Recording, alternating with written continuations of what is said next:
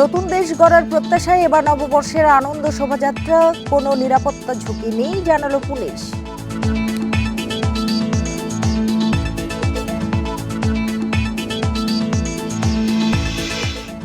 চারুকলায় মোটিফে আগুন দেয়া এক শিক্ষার্থী শনাক্ত, শোভাযাত্রায় থাকছে ফ্যাসিবাদের ৮০টি মুখাকৃতি।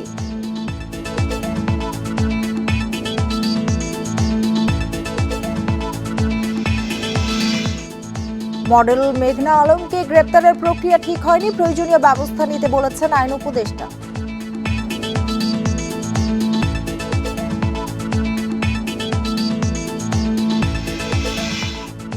শিল্প খাতে নতুন সংযোগে গ্যাসের দাম বাড়ল ৩৩ ভাগ, ব্যবসায় বৈষম্যের আশঙ্কা উদ্যোক্তাদের।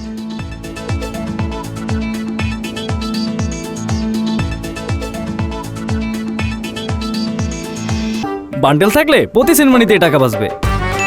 বিকাশ সেনমানি বান্ডেল কিনে জিতুন প্রতি লেনদেনে। আমন্ত্রণ সংবাদ সন্ধ্যায়, আপনাদের সঙ্গে আছি আমি সুমনা সিং। এতক্ষণ জানাচ্ছিলাম শিরোনামগুলো, এবার জানাবো পুরো খবর।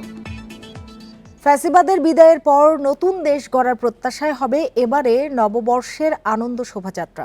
চারুকলার সামনে থেকে শুরু হবে কাল সকাল ৯টায়। সব প্রস্তুতি প্রায় শেষ। মূল মোটিভ স্বৈরাচারের প্রতিকৃতি পুড়িয়ে দেয় নতুন করে গড়া হচ্ছে সেটিও। এছাড়া এবার শোভাযাত্রায় থাকছে ফ্যাসিবাদের আরও অন্তত ৮০টি মুখাকৃতি। এদিকে আগুন দেওয়ার ঘটনায় জড়িতদের কঠোর শাস্তির দাবি করেছেন শিক্ষার্থীরা। জল পরি জলে নাইসা গান শুনায় রে, বৈশাখ এলো রে, বাঘের দেশ বাংলাদেশে বৈশাখ এলো। রাত পোহালেই নতুন বছরের সূর্যোদয়, পুরনোকে বিদায় দিয়ে নতুন শুরুর প্রত্যাশায় হবে আনন্দ শোভাযাত্রা। প্রত্যাশা, সমস্ত জড়তা, যত জড়া আছে, গ্লানি আছে, সবকিছু ধুয়ে মুছে যাক। ফেস্টিভাল পরবর্তী প্রথম বাংলা নববর্ষ এবং এটা একই সাথে আমাদের আনন্দের। পুরাতন বছরে যেসব খারাপ ছিল সেগুলো পুরাতন বছরেই থাকুক। অনেক সুন্দর লাগতেছে দেখলাম, তো অ্যাকচুয়ালি কালার অনেক ভাইব্রেন্ট কালার। ঢাকা বিশ্ববিদ্যালয়ের চারুকলা প্রাঙ্গণে শেষ মুহূর্তের তুমুল ব্যস্ততা। অনেকগুলো কাজ বাকি আছে, হয়তো আজকে সারা রাত চলতে থাকবে, তো ব্যস্তময় সময় যাচ্ছে। নববর্ষের ঐকতান, ফ্যাসিবাদের অবসান এবারের শোভাযাত্রার প্রতিপাদ্য। এরই অংশ হিসেবে তৈরি করা হয় স্বৈরাচারের মুখাকৃতি। তবে সেই প্রতিকৃতি পুড়িয়ে দেয় দুষ্কৃতিকারীরা। তবে দমে যাননি চারুকলার শিক্ষার্থী ও শিল্পীরা। দিনরাত খেটে আবারও করছেন সেই মুখাবয়ব। প্রতীকী ভাস্কর্য যেটা, এটা আমরা আগামীকাল সকাল পর্যন্ত এটা ইনশাল্লাহ আশা করতেছি এটা কমপ্লিট হয়ে যাবে। আমরা দেশকে ভালোবাসবো, মানবতাকে ভালোবাসবো এবং আর কোনো ধরনের জন্য ফ্যাসিস্ট বা স্বৈরাচার সরকার এভাবে কোনো ধরনের সুযোগ না নিতে পারে। শোভাযাত্রার অন্যান্য মোটিফের মধ্যে আরও ঠাঁই পেয়েছে ফ্যাসিবাদের ৮০টি মুখাকৃতি ও ৩৬ জুলাই। এছাড়া রয়েছে শান্তির পায়রা, কাঠের বাঘ, ২০০ বাঘের মাথা। অংশ নিচ্ছেন ২৮টি জাতিগোষ্ঠী, বিভিন্ন সরকারি বেসরকারি শিক্ষা প্রতিষ্ঠান, সামাজিক সাংস্কৃতিক সংগঠন সহ বিভিন্ন দেশের অতিথিরাও। আমাদের আকাঙ্ক্ষা কিন্তু এক, যে বাংলাদেশে আগামী দিনে আর কোনো ফ্যাসিবাদী এই চেহারা, ফ্যাসিবাদী যে রূপ, এই বৈষম্য যেন না আসে। চারুকলা অনুষদের সামনে থেকে শুরু হবে আনন্দ শোভাযাত্রা। শাহবাগ মোড় ঘুরে টিএসসি, শহীদ মিনার, শারীরিক শিক্ষা কেন্দ্র, দোয়েল চত্বর হয়ে বাংলা একাডেমির সামনে দিয়ে আবারও চারুকলায় গিয়ে শেষ হবে শোভাযাত্রা। নূরে আলম, ইন্ডিপেন্ডেন্ট নিউজ, ঢাকা। চারুকলায় ফ্যাসিবাদের মুখাকৃতিতে আগুন দেয়ায় জড়িত ঢাকা বিশ্ববিদ্যালয়ের শিক্ষার্থী রবিউল ইসলাম রাকিব। তিনি নিষিদ্ধ সংগঠন ছাত্রলীগের রাজনীতিতে জড়িত। বিকেলে বিশ্ববিদ্যালয়ের প্রক্টর অধ্যাপক সাইফুদ্দিন আহমদ এসব তথ্য নিশ্চিত করেছেন। রাকিব বিশ্ববিদ্যালয়ের আরবি বিভাগের অনার্স ৩য় বর্ষের শিক্ষার্থী। গত শনিবার ভোর ৪টার দিকে চারুকলা ইনস্টিটিউটে নববর্ষের শোভাযাত্রার জন্য বানানো ফ্যাসিবাদের মুখাকৃতি ও শান্তির পায়রা মোটিফ দুটি আগুনে পুড়ে যায়। এর মধ্যে শান্তির পায়রা মোটিফটি আংশিক পুড়লেও পুরোপুরি ধ্বংস হয় ফ্যাসিবাদের মুখাকৃতি। এ ঘটনার সিসি ক্যামেরায় ফুটেজ গণমাধ্যমে প্রকাশ হয়। ওই ফুটেজ বিশ্লেষণ করে রাকিবকে শনাক্ত করা হয়েছে।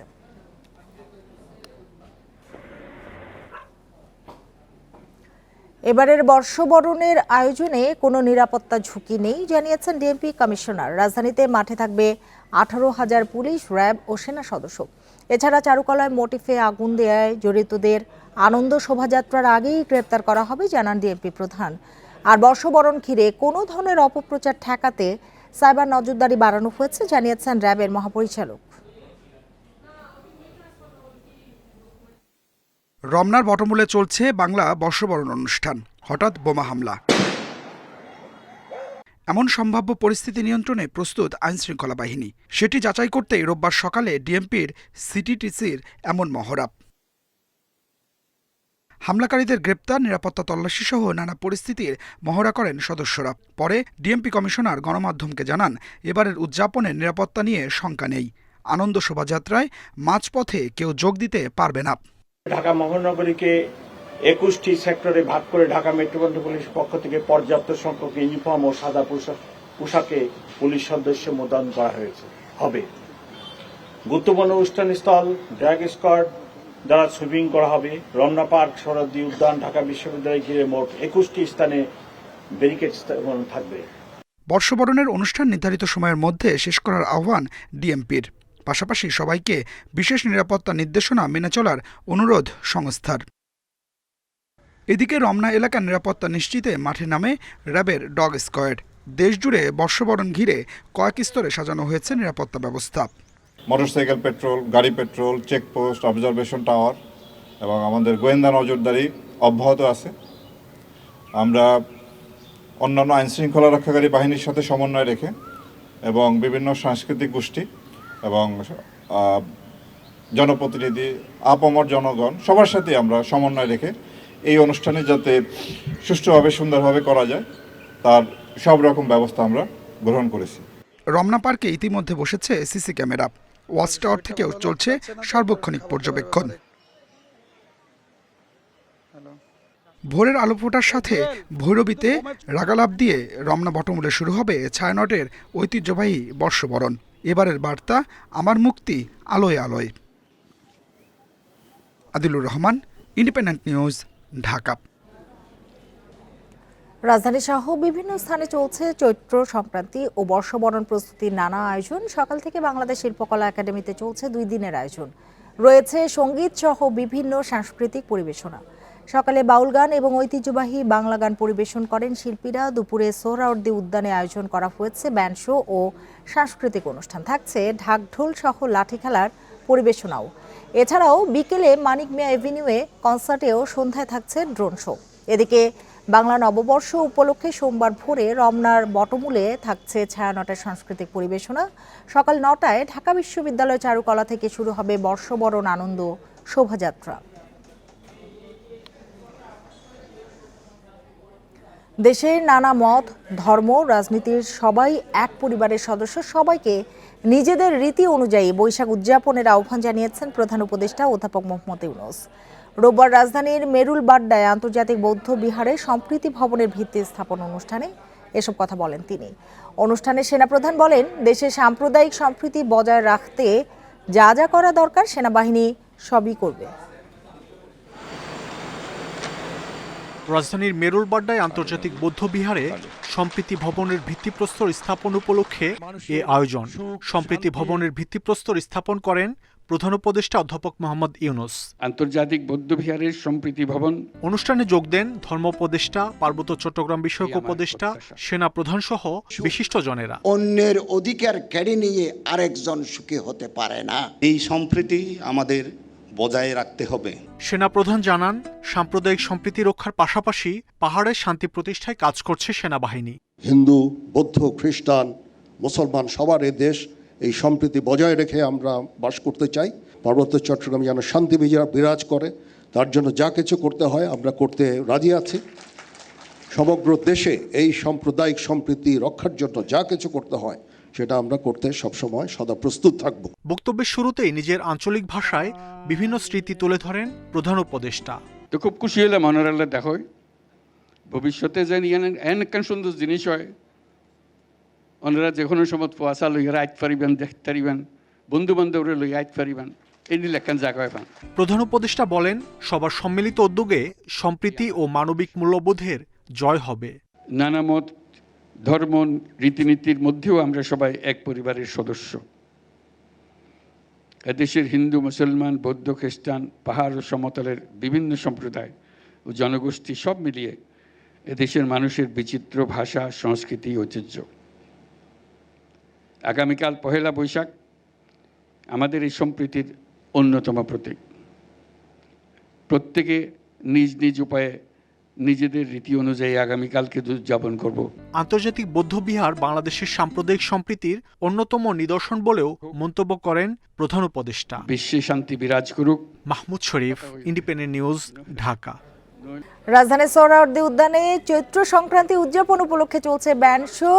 সে বিষয়ে আরো জানাতে আমাদের সাথে যোগ দিয়েছেন আমাদের সহকর্মী সাজ্জাদ হোসেন। সাজ্জাদ, একটু জানতে চাই যে এই মুহূর্তে কারা পরিবেশন করছেন গান, আর এরপর আর কি কি আয়োজন আসলে সেখানে রাখা হয়েছে?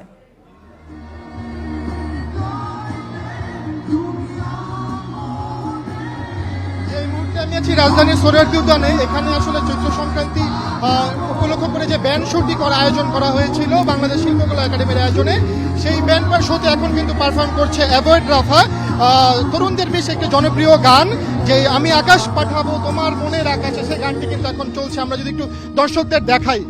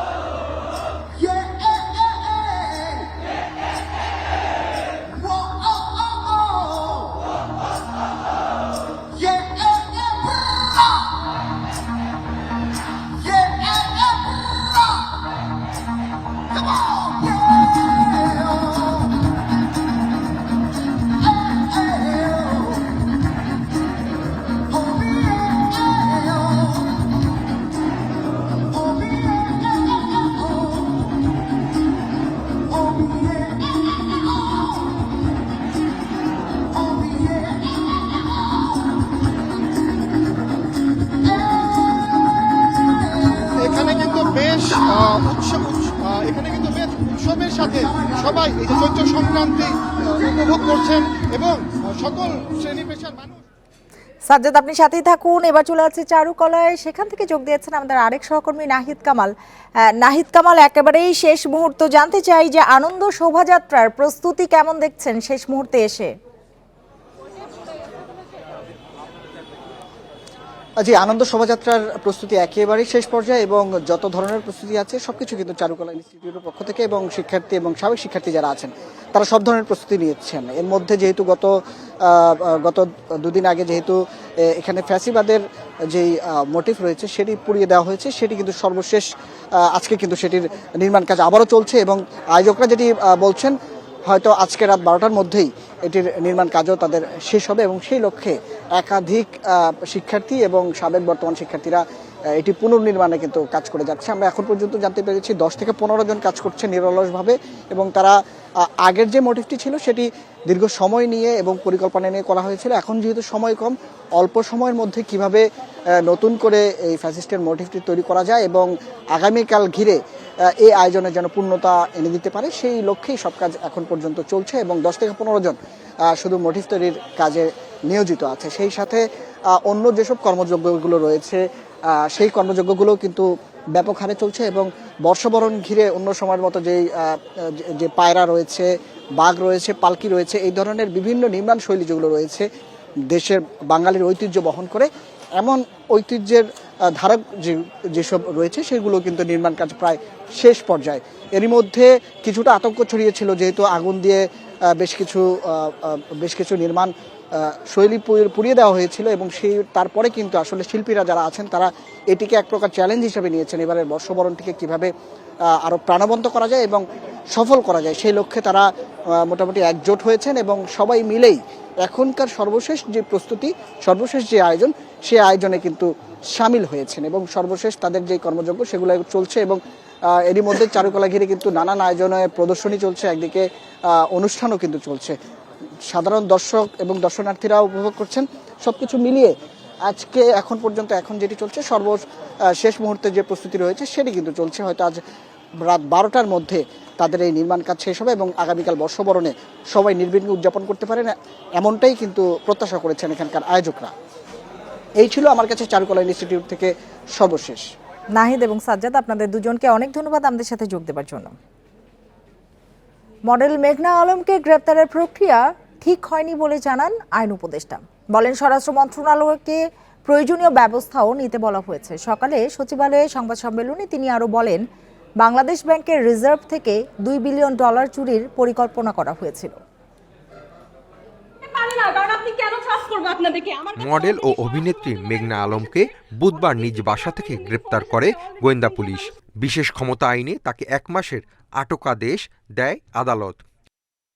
এ ঘটনায় আলোচনা সমালোচনা হয় নানা মহলে।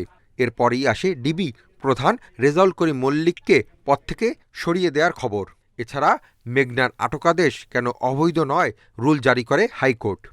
আমাদের আইন মন্ত্রণালয়ের কিছু রুটিন কাজ আছে। এ পরিস্থিতিতে আইন উপদেষ্টা জানান, মেঘনা আলমের বিরুদ্ধে সুনির্দিষ্ট অভিযোগ রয়েছে, তবে তাকে আটকের প্রক্রিয়া ঠিক হয়নি। সুনির্দিষ্ট অভিযোগ আছে, কিন্তু ওনাকে যে প্রক্রিয়ায় গ্রেফতার করা হয়েছে স্পেশাল পাওয়ারস অ্যাক্ট, সেটা সঠিক হয় নাই। তো ওনার যদি কোনো অপরাধ থাকে সেই অপরাধের প্রেক্ষিতে যথাযথভাবে স্বরাষ্ট্র মন্ত্রণালয় ব্যবস্থা গ্রহণ করবে। এদিকে আইন উপদেষ্টার সভাপতিত্বে বাংলাদেশ ব্যাংকের রিজার্ভ চুরির পর্যালোচনা কমিটির বৈঠক হয়েছে। সংবাদ সম্মেলনে তিনি বলেন, ওই ঘটনার সঙ্গে জড়িত বাংলাদেশ ব্যাংকের কর্মকর্তাদের বাঁচানোর নির্দেশনা দেওয়া হয়েছিল। কিন্তু এটার তদন্ত করতে গিয়ে তৎকালীন সরকারের আমলে সীমাহীন গাফলতি করা হয়েছে। সিআইডি, আমরা যতটুকু জেনেছি, সিআইডি যখন আপনার তদন্ত একটা ম্যাচিওর পর্যায়ে চলে গিয়েছিল তখন এবং তদন্তের আগেও সিআইডিকে নির্দেশ দেওয়া হয়েছিল বাংলাদেশ ব্যাংকের যারা এটার সাথে ইনভলভ আছে তাদের নাম যেন অভিযোগপত্রে না দেওয়া হয়, এই ধরনের ইনস্ট্রাকশন দেওয়া হয়েছিল। উপদেষ্টা আরও জানান, আওয়ামী লীগ আমলের ৭,১৮৪টি রাজনৈতিক হয়রানিমূলক মামলা প্রত্যাহারের সুপারিশ করা হয়েছে। Hasib Mahmud Shah, independent News, Dhaka. শিল্প খাতে গ্যাসের দাম গড়ে 33% বাড়ানো হয়েছে। নতুন সংযোগে প্রতি ঘনমিটার গ্যাসের দাম 10 টাকা বেড়ে দাঁড়িয়েছে 40 টাকায়। বিকেলে এক সংবাদ সম্মেলনে এ তথ্য জানান বিইআরসি চেয়ারম্যান। জানানো হয়, ক্যাপটিভ বিদ্যুতে নতুন সংযোগে গ্যাসের দাম প্রতি ঘনমিটারে 10 টাকা 25 পয়সা বেড়ে 42 টাকা নির্ধারণ করা হয়েছে। তবে বিদ্যমান গ্রাহকদের ক্ষেত্রে অনুমোদিত লোড পর্যন্ত দর অপরিবর্তিত রাখা হয়েছে।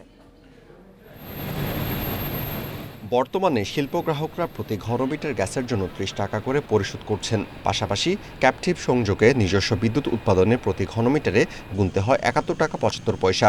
কিন্তু শিল্পে বাড়তি গ্যাসের যে চাহিদা রয়েছে তা মেটাতে আমদানিকৃত এলএনজিতে খরচ পড়ছে 75 টাকার বেশি। ভর্তুকির এই চাপ কমাতে গত 26 ফেব্রুয়ারি শিল্প গ্যাসের দাম বৃদ্ধির প্রস্তাবের উপর গণশুনানির আয়োজন করে বিইআরসি। এই সময় দাম না বাড়ালে বছরের প্রায় 16,000 কোটি টাকার লোকসান হবে বলে জানায় পেট্রোবাংলা। সব পর্যালোচনা শেষে শিল্প খাতের নতুন সংযোগের গ্যাসের দাম 33% বাড়ানোর সিদ্ধান্ত নিয়েছে বিইআরসি। 150 ভাগ বৃদ্ধির যে প্রস্তাব, এই প্রস্তাব অনুমোদন করো অথবা চিন্তা করো আসলে কঠিন। যারা অনুমোদিত লোডের চেয়ে বেশি ব্যবহার করবে তাদের জন্য প্রস্তাবিত যে 150% বৃদ্ধি ছিল তার পরিবর্তে আমরা 33% প্লাস মাইনাস বাড়ানোর জন্য আমরা সিদ্ধান্ত নিয়েছি। এদিকে ব্যবসায়ীরা জানান, নতুন নির্ধারিত দরে গ্যাস বিক্রি করা হলে শিল্প খাতে তৈরি হবে বৈষম্য। এমনিতেই কিন্তু ইকোনমি অবস্থা খারাপ, আমাদের ব্যাংকের ইন্টারেস্ট রেট বেড়ে গেছে, অনেক ডিফল্ট লোন কন্টিনিউয়াস বাড়ছে। এর উপরে যদি আরেকটা মরার উপরে কুড়ার ঘাড় মতো কিন্তু হয়ে যাবে গ্যাসের দামটা যদি বাড়ানো হয়। শর্টেজ রয়েছে আমাদের আভ্যন্তরীণ গ্যাসের বাইরে এলএনজি এনে সেটাকে আনতে হবে এবং প্রাইসিংটা নিয়ে যে কথাগুলি হচ্ছে সেটা আমাদের কাছে হিসাবটা মিলছে না। কারণ আমরা আন্তর্জাতিক বাজারে দেখতে পাচ্ছি যে 4 বছরের মধ্যে সবচেয়ে কম দাম কিন্তু এখন এনার্জির। অনুমোদিত লোডের বেশি গ্যাস ব্যবহারকারী পুরনো শিল্পেও 30 টাকার পরিবর্তে 40 টাকা বিল দিতে হবে। প্রতিশ্রুত গ্রাহকের অনুমোদিত লোডের 50% বেশি ব্যবহারের নতুন দরে গ্যাস বিল দিতে হবে। Amirul Islam, independent News, Dhaka. বাংলাদেশে 3টি হাসপাতাল বানাতে চায় চীন। এর মধ্যে উপহারের 1000 শয্যার হাসপাতাল হবে রংপুরে তিস্তা প্রকল্পের আশপাশে। বিকেলে ফরেন সার্ভিস একাডেমিতে সংবাদ সম্মেলনে এ তথ্য জানিয়েছে স্বাস্থ্য মন্ত্রণালয়। বাংলাদেশে যুক্তরাষ্ট্রের বিনিয়োগে কোনো হাসপাতাল হচ্ছে কিনা তা জানাতে পারেনি স্বাস্থ্য বিভাগ। ছাত্র জনতার গণ অভ্যুত্থানে শেখ হাসিনা সরকারের পতনের পর চিকিৎসা ভিসা সীমিত করে ভারত। এতে জটিলতায় পড়েন হাজারো রোগী। এরপর থেকে দেশেই আন্তর্জাতিক মানের সেবা নিশ্চিতের দাবি ওঠে বিভিন্ন মহল থেকে। রোববার সংবাদ সম্মেলনে স্বাস্থ্য উপদেষ্টা জানান, দেশেই বিশ্বমানের হাসপাতাল বানাতে চায় চীন। এজন্য প্রথমে ঢাকার আশপাশে জায়গা খোঁজা হলেও সবশেষ জানানো হয় হাসপাতাল হবে রংপুরে। চায়নার সাথে আমাদের একটা কথাবার্তা চলছে। তারা 50 বছর পূর্তি উপলক্ষে বাংলাদেশকে একটা হাসপাতাল 1000 বেডের একটা হাসপাতাল গিফট করবে। আমরা এটা ঠিক করেছি, রংপুরে এই হাসপাতালটা করব। সেটার জন্য আমরা প্ল্যানিং করছি। আশা করি আমরা এই কাজটা দ্রুত এগিয়ে নিয়ে যেতে পারব। স্বাস্থ্য বিভাগ জানিয়েছে, হাসপাতালের জন্য 12 একর জায়গা প্রয়োজন। নীলফামারীর তিস্তা প্রকল্পের আশপাশে হবে এই অবকাঠামো। তবে চিকিৎসা ব্যয় বা অন্য বিষয়গুলো এখনও চূড়ান্ত হয়নি। রংপুর, দিনাজপুর এবং নীলফামারীতে বিভাগীয় কমিশনার এবং আমাদের বিভাগীয় পরিচালককে নির্দেশ দেওয়া হয়েছিল। তারা 3 দিনের সময় নিয়েছে। মোটামুটি জায়গা তারা দেখেছে। একটা জায়গা নীলফামারীর কাছাকাছি, ওটা মেডিকেলের পরের কাছাকাছি, ওটা প্রায় 16 একরের মতো। ওই রকম জায়গা প্রাথমিকভাবে এইটা সিদ্ধান্ত হয়েছে। সংবাদ সম্মেলনে আরও জানানো হয়, জুলাই বিপ্লবে আহত 40 জনের মধ্যে বিদেশে চিকিৎসা শেষে দেশে ফিরেছেন 26 জন। এছাড়া আরও 60 জনকে পাঠানো হবে পাকিস্তান, তুরস্ক সহ বিভিন্ন দেশে। Hasan Misbah, Independent News, Dhaka. আর এই ছিল এখনকার সংবাদ। ইন্ডিপেন্ডেন্ট টেলিভিশনের সব খবর আরও বিস্তারিত জানতে চোখ রাখুন ফেসবুক, ইউটিউব এবং এক্সে। ধন্যবাদ সবাইকে এতক্ষণ সাথে থাকার জন্য।